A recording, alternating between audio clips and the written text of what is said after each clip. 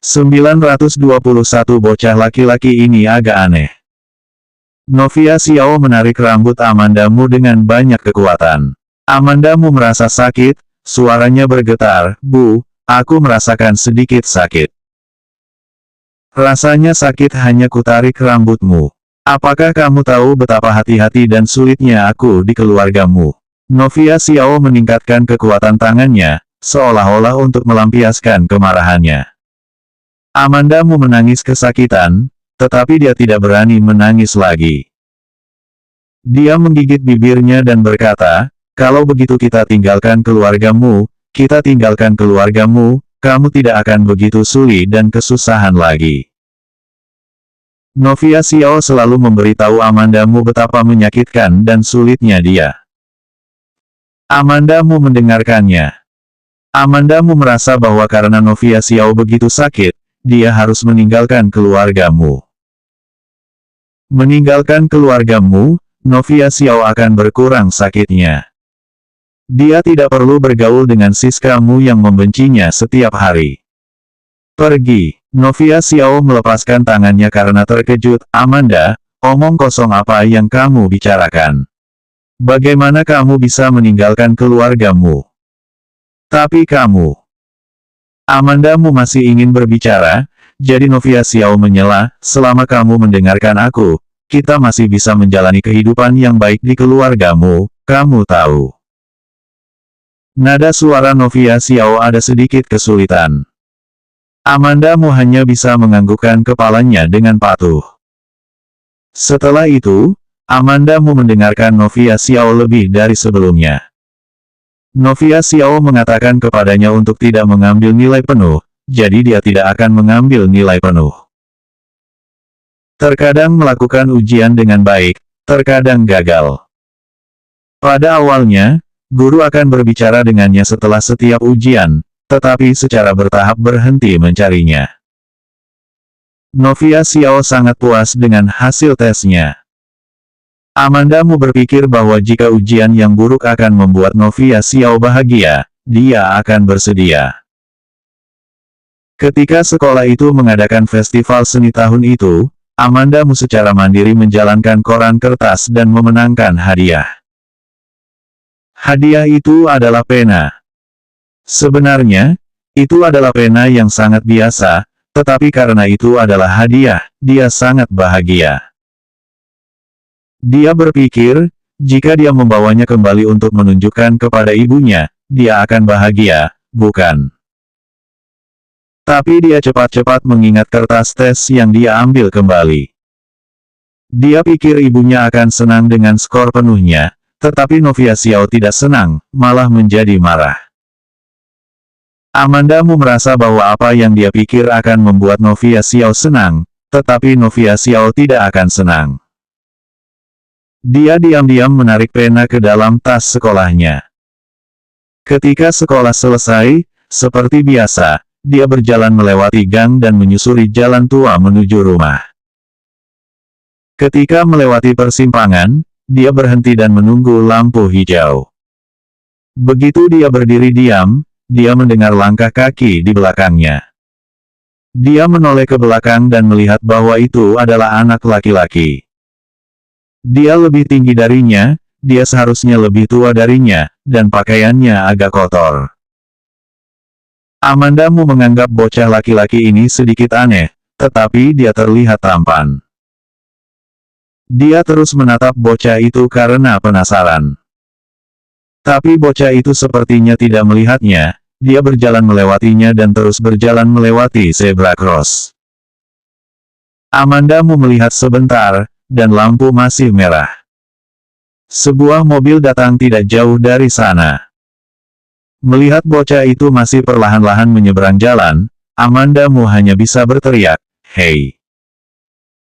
Tapi bocah itu sepertinya tidak mendengar suaranya, dan terus melangkah. Melihat mobil itu semakin dekat, Amandamu dengan cepat berlari dan menarik anak itu kembali. Dia menarik anak itu kembali dan berlari kembali, dan mobil baru saja melewati mereka. Kaki Amandamu gemetar ketakutan, tetapi masih memegang tangan bocah itu dan berlari ke sisi jalan.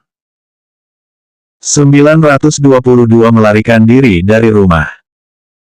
Meskipun tangan bocah itu dingin, Amandamu tidak melepaskan tangannya. Ketika dia sampai di sisi jalan, bocah itu mengibaskan tangannya. Amandamu mendongak, baru kemudian dia bisa melihat bahwa anak itu memiliki sepasang mata hitam yang cantik. Dia terdiam sesaat, dan kemudian berkata dengan serius, berbahaya jika menyeberang jalan seperti itu tadi. Jika aku tidak menepimu, kamu akan ditabrak mobil itu dan kamu akan terbunuh. Amandamu belajar dengan baik, dan dia juga bijaksana. Tahu banyak. Bocah itu hanya menatapnya dengan dingin, dan orang itu tampak agak muram. Apakah aku membiarkanmu mengendalikanku? Usil. Amandamu ketakutan oleh wajahnya dan tidak bisa berbicara untuk sementara waktu. Setelah bocah itu berkata, dia harus terus menyeberang jalan. Tapi saat ini lampu hijau sudah menyala. Amandamu dengan cepat mengikuti jejaknya. Saat bocah itu berjalan, dia merasakan Amandamu mengikutinya, menoleh dan berkata dengan jijik, apa yang kamu lakukan mengikutiku? Amandamu sedikit takut pada matanya. Berbisik, aku tidak mengikutimu, aku juga melewati jalan ini. Mendengar ini, bocah itu tidak mengatakan apa-apa lagi. Dia menyeberang jalan dan melanjutkan perjalanannya. Amandamu ragu-ragu sejenak, lalu mengikuti. Dia pikir bocah itu terlalu aneh dan sangat muram. Pakaian di tubuhku juga agak kotor, mungkin sesuatu yang buruk telah terjadi. Setelah berjalan lagi, bocah itu berhenti. Dia berhenti membelakangi Amandamu, dan tidak segera menoleh. Amandamu berdiri terlalu dekat dengannya, dia bergerak sedikit ke belakang untuk menjaga jarak. Setelah 2 detik, dia berbalik. Di mata seperti tinta, ada ketajaman dan ketidakpedulian yang tidak cocok untuk usianya. Dia menatap Amandamu seperti itu. Amandamu mengepalkan tangannya tanpa sadar, dan tidak berani berbicara. Keduanya saling memandang diam-diam. Dia tidak tahu apa yang dipikirkan bocah itu. Tetapi dia masih mengumpulkan keberanian untuk bertanya, apakah sesuatu yang buruk terjadi padamu? Bocah itu masih menatapnya tanpa bicara. Tatapannya jatuh pada pakaiannya yang kotor dan bertanya, apakah kamu melarikan diri dari rumah? Anak laki-laki yang diam berkata, iya.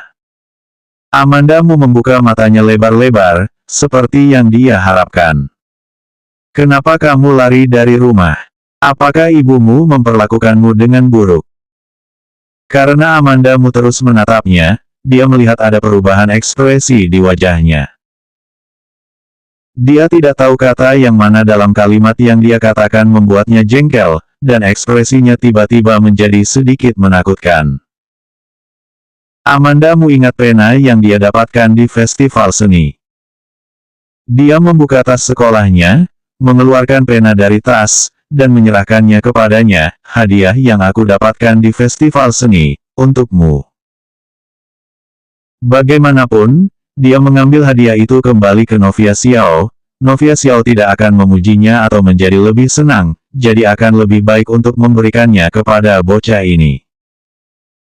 Anak normal senang ketika mereka menerima hadiah. Dia juga menyukai semua hadiah, tetapi dia tidak pernah menerimanya sejak dia masih kecil. Bocah itu melirik pena, tetapi mengambilnya.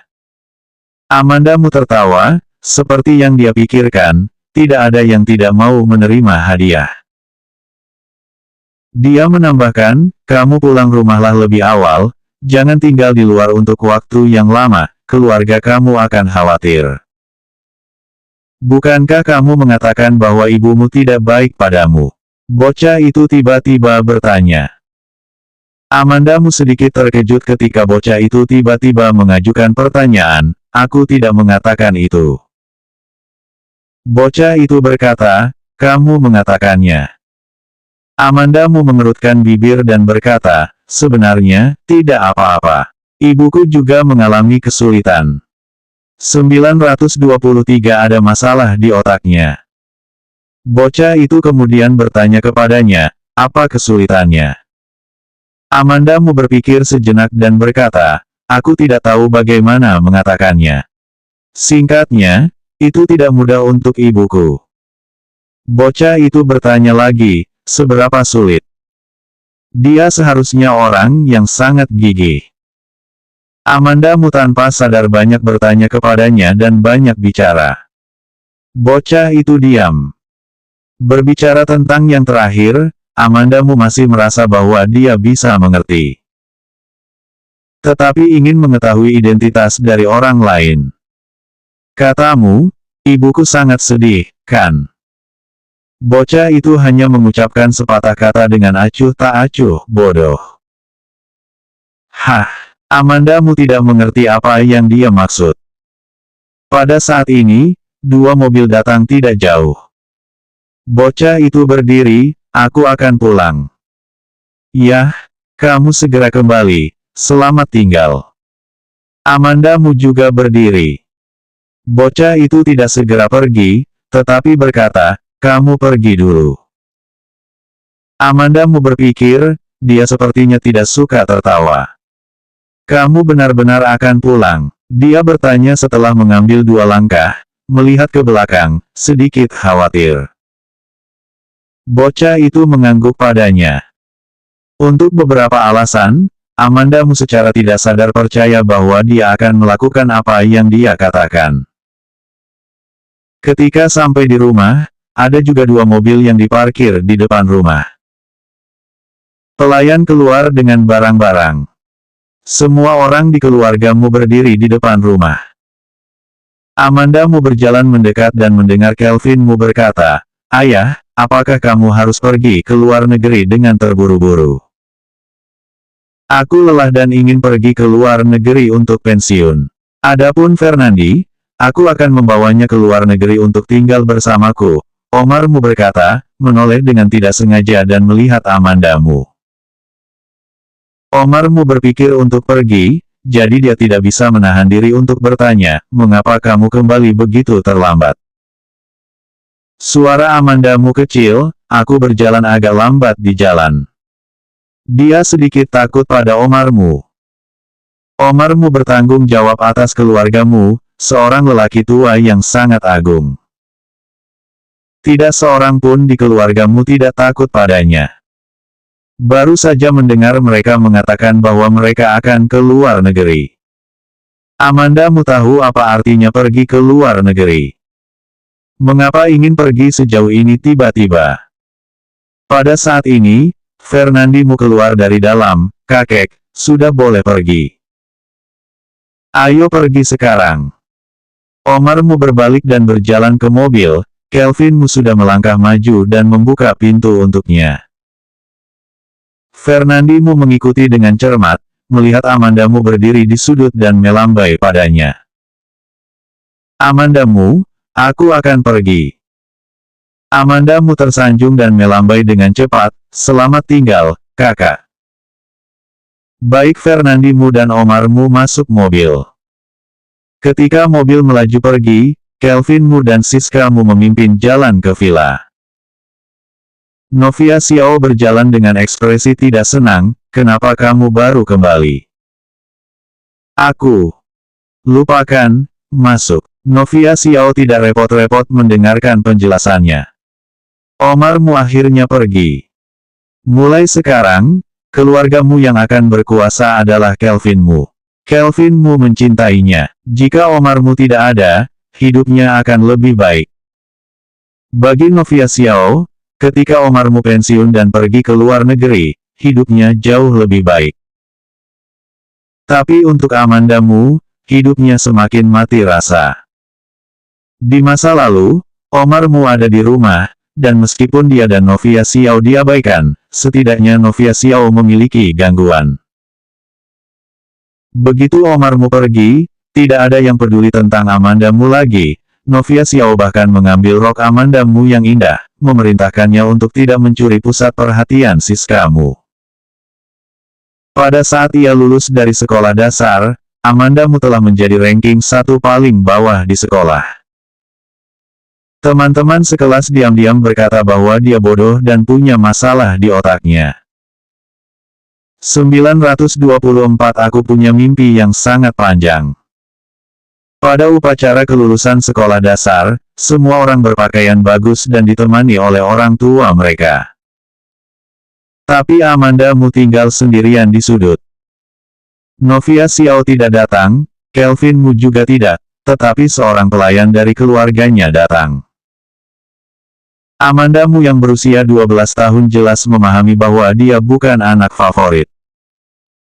Secara bertahap menjadi aneh. Berpakaian sederhana, selalu menundukkan kepalanya, menjadi tidak menarik perhatian orang banyak. Sendiri, tidak punya teman. Sekolah menengah naik lurus, dan banyak dari kelas adalah siswa sekolah dasar. Mereka semua tahu Amanda Mu. Remaja adalah yang paling memiliki penglihatan tajam, dan mereka sudah mulai membentuk kelompok. Mereka lebih suka bermain dengan anak-anak yang tampak cantik dan dari keluarga yang baik. Dalam kedua kasus itu, Amanda Mu tidak. Semua orang tahu bahwa Amanda Mu tidak disukai di rumah. Semua orang tahu bahwa Amanda Mu kesepian dan lebih rendah, dan merupakan yang paling tidak mencolok di antara orang banyak. Itu normal untuk diisolasi. Tahun-tahun terakhir melintas seperti lentera berputar. Wajah-wajah yang akrab dan asing berlalu. Wajah semua orang berangsur-angsur kabur, dan hal terakhir yang berhenti di depan mereka adalah wajah tampan Ricky Mo. Dia berdiri di depannya, menatapnya ke bawah. Mengerutkan alisnya sedikit dan berkata, "Terlalu jelek." Dengan nada tenang, tidak ada emosi ekstra yang dapat dibedakan. Adegan ini, tampaknya menjadi pertemuan pertama antara dia dan Ricky Mo. Dia tidak tahu apakah kenyataan atau mimpi. Amanda Mu memanggilnya, "Ricky Mo." Ricky Mo hanya menatapnya dan terus mundur. Amanda Mu mengulurkan tangan untuk menangkapnya. Ricky Mo di depannya tiba-tiba menghilang, tetapi dia merasa bahwa seseorang telah meraih tangannya. "Amanda Mu, kamu sudah meraih tanganku, jadi jangan pura-pura tidur lagi." Suara pria itu agak serak, dengan jejak kepanikan yang tak terkatakan dalam dominasinya. Amanda Mu mengangkat kelopak matanya dan membuka matanya dengan susah payah. Cahaya itu menyilaukan, dia membuka dan menutup matanya. Sepasang tangan besar terulur dan menutupi matanya, "Kamu bisa membuka matamu." Belum membuka mata terlalu lama, dan tidak bisa menyesuaikan diri dengan cahaya terang. Setelah ditutupi oleh telapak tangan, dia membuka matanya lagi, dan dia hanya bisa merasakan cahaya bersinar melalui jari-jarinya. Amanda Mu belum menyadari di mana dia berada dan apa yang terjadi. Pikirannya kosong. Ada sentuhan ringan di dahi, seperti ciuman. "Aku baru saja berpikir, jika kamu tidak bangun lagi, aku akan mengabaikanmu dan membawa putrimu pergi." Suara Ricky Mo terdengar di atas kepalanya, serak dan lembut. "Kamu." Amanda Mu membuka mulutnya, tetapi ternyata dia tidak bisa bersuara. Tenggorokan sangat sakit.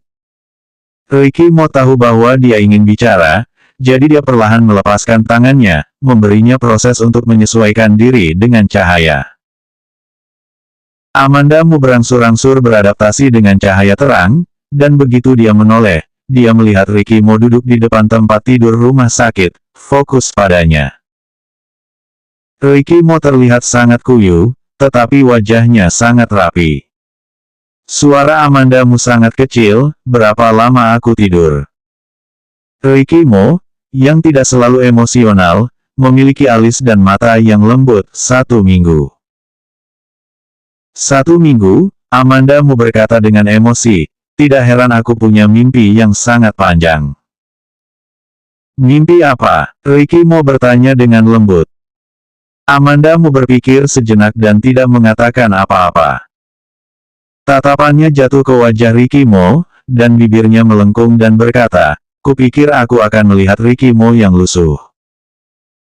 925 aku akan berada di mana kamu berada.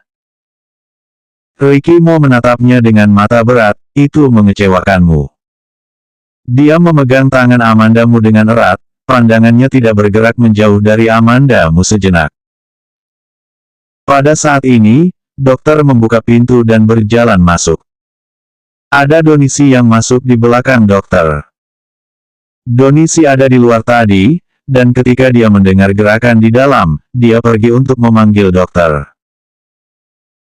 Ricky Mo tinggal di depan ranjang rumah sakit begitu lama, dan dia tentu tidak ingat memanggil dokter untuk sementara waktu, jadi dia berinisiatif memanggil. Pasien akhirnya terbangun. Ketika dokter melihat Amanda Mu akhirnya bangun, ada sedikit kegembiraan di antara alis dan matanya. Amanda Mu menoleh ke dokter, dan dokter berkata, ayo kita periksa. Amanda Mu mengangguk. Dokter memberi Amanda Mu pemeriksaan sistematis. Ricky Mo bersamanya sepanjang pemeriksaan. Setelah pemeriksaan, Amanda Mu melambat dan mengingat apa yang terjadi sebelumnya. Mimpi itu terlalu panjang. Masih sangat nyata. Jadi ketika dia bangun tadi, dia tidak yakin apakah dia masih dalam mimpinya atau sudah bangun. Tidak punya masalah serius, tapi harus tetap di tempat tidur sebentar. Setelah dokter selesai berbicara, dia berbalik dan keluar tanpa tinggal lebih lama. Donisi pergi bersama dokter dan menutup pintu dengan lancar. Ketika kecelakaan itu terjadi, dia duduk di mobil Mike Jiang, meraih kemudi, dan akhirnya mobil menghantam trotoar tanaman hijau di sisi jalan. Pada saat itu, Amanda Mu dengan cepat kehilangan kesadaran. Amanda Mu memiliki banyak pertanyaan di dalam hatinya. Dia menatap Ricky Mo dan bertanya, mengapa kamu di sini? Ricky Mo mengangkat alisnya, kalau tidak, aku harus kemana? Amanda Mu berkata dengan marah, aku serius. Ricky Mo belum muncul di depan publik sejak menghilang terakhirnya. Amanda Mu tahu bahwa, dalam kapasitasnya, kecelakaan mobil pasti akan menarik perhatian banyak orang. Jika Ricky Mo muncul di rumah sakit pada titik ini, ia mungkin telah dilihat oleh media. Ricky Mo mengangkat matanya untuk memandangnya, mata Rumo dalam-dalam yang tidak bisa dilepaskan, semua sudah terpecahkan. Sejak saat itu, aku akan berada di mana kamu berada. Amanda Mu tertegun, semua terpecahkan. Dia tidak mengerti apa yang dimaksud Ricky Mo dengan, semua terpecahkan, untuk sementara waktu. Karena tidur terlalu lama, kecepatan reaksi otaknya masih agak lambat. Beristirahatlah dengan baik, dan ketika kau keluar dari rumah sakit, aku akan berbicara denganmu perlahan-lahan. Nada bicara Ricky Mo sedikit mencemooh. Ricky Mo memegangi tangannya ke bibirnya dan mencium, lalu meletakkan tangannya di selimut dan menyelimutinya. Amanda Mu memang sedikit lelah. Dia sedikit menyipit dan bertanya padanya, di mana Joanna? Kenapa aku tidak melihatnya? Di rumah, kamu beristirahat sebentar, dan kamu bisa melihatnya ketika kamu bangun. Baik. Amanda Mu tidak tahan lagi, dan segera tertidur. Ricky Mo memperhatikannya tertidur lelap dan menghela nafas lega. Dia duduk di tepi tempat tidur dan menatap Amanda Mu untuk waktu yang lama, tidak tampak cukup. Setelah beberapa saat, Donisi mendorong pintu. Tuan muda. Ricky Mo meregangkan jari telunjuknya ke tengah bibirnya, menggerakkannya untuk tidak mengeluarkan suara. Donisi menemukan bahwa Amanda Mu sedang tidur, jadi dia santai. Ricky Mo berdiri, terhuyung-huyung dan hampir jatuh. Donisi berjalan cepat dan mengulurkan tangan untuk membantu Ricky Mo. Tapi Ricky mau melambaikan tangannya padanya, menunjukkan bahwa dia tidak butuh bantuan. Donishi harus meletakkan tangannya dan berbisik, kamu harus mengganti pakaianmu. Selanjutnya bab 926 hanya bisa minum sup.